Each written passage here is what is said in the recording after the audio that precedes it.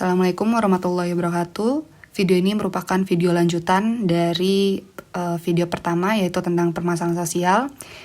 Di video kedua ini, Ibu akan membahas tentang teori-teori atau bisa dikatakan sebagai proses terbentuknya permasalahan sosial itu kayak gimana sih menurut beberapa pendapat atau tokoh ya dengan teori-teori mereka. Oke, pada teori yang pertama, ini adalah teori yang sudah sering Ibu bahas dari kelas 10, yaitu tentang teori fungsionalisme. Kalau masih ingat ya, itu adalah teori yang dikemukakan oleh Emil Durkheim, di mana Emil Durkheim itu menggambarkan masyarakat itu seperti tubuh manusia, di mana tubuh manusia itu memiliki organ-organ yang memiliki fungsinya masing-masing. Contohnya, seperti mata untuk melihat, mulut untuk berbicara, tangan untuk meraba, kaki untuk berjalan.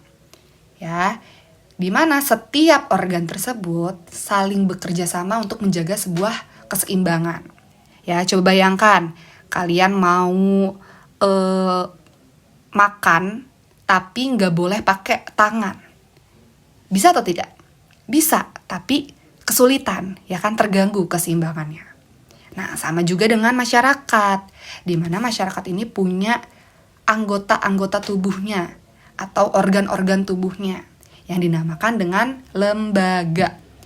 Lembaga ini ada 5, ada lembaga keluarga, pendidikan, ekonomi, politik atau hukum, dan juga agama. Untuk lembaga keluarga punya fungsi yaitu untuk memberikan sosialisasi ke anak-anaknya mereka. Lembaga pendidikan, ya, untuk menyiapkan masyarakat atau memberikan ilmu pengetahuan. Ekonomi mengatur keuangan negara. Politik atau hukum membuat undang-undang, menjalankan hukum. Ya, lalu agama untuk menanamkan nilai dan norma. Jika salah satunya tidak berjalan dengan baik atau kita katakan sebagai disfungsi, itu dapat menyebabkan ketidakseimbangan. Nah, ketidakseimbangan itulah kita sebut sebagai permasalahan sosial. Contohnya, misalkan ada seorang anak. Ya, kita tahu bahwa keluarga itu harusnya memberikan kasih sayang, harus ngasih uang ke anaknya, kan? Kalian kalau mau berangkat sekolah dapat uang jajan. Itu adalah fungsi dari keluarga. Ya, misalkan si anak ini nggak pernah dikasih uang jajan, tidak menjalankan fungsinya dengan baik nih keluarganya. Ya, akhirnya apa? Akhirnya dia malakin teman-temannya. Ya kan? Itu artinya ada satu lembaga atau lebih yang mengganggu keseimbangan dan terbentuklah permasalahan sosial. Ya, si anak harusnya dapat uang dari orang tua, tapi karena nggak dapat dari orang tua, makanya bisa terjadilah permasalahan sosial, yaitu dia ngambil duit temennya dan lain-lain. Itu adalah fungsionalisme struktural.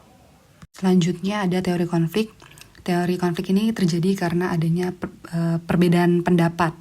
Nah, teori konflik ini nanti dibagi lagi menjadi 2. Ada yang namanya teori konflik Marxis sama teori konflik non-Marxis. Teori konflik Marxis itu adalah teori yang menjelaskan adanya perbedaan pendapat yang memicu sebuah konflik karena adanya perbedaan kelas. Sesuai dengan namanya, yaitu adalah konflik Marxis.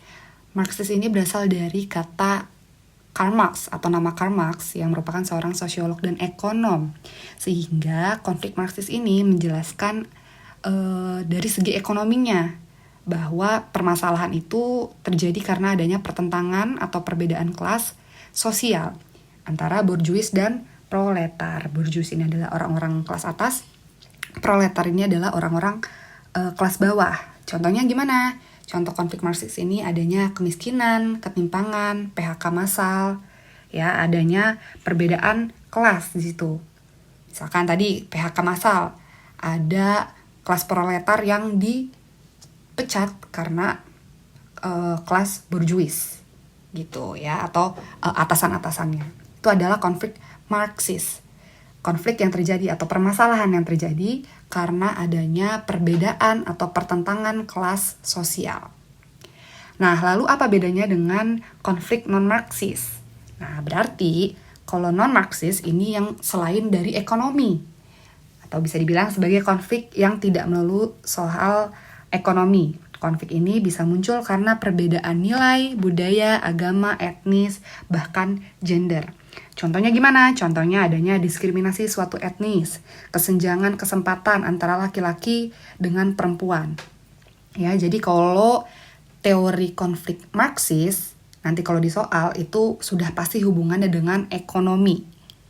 Kalau non-Marxis, yaitu konflik, ya, perbedaan pendapat yang terjadi karena perbedaan nilai, budaya, agama, etnis, bahkan gender. Selanjutnya ada teori interaksionisme simbolik.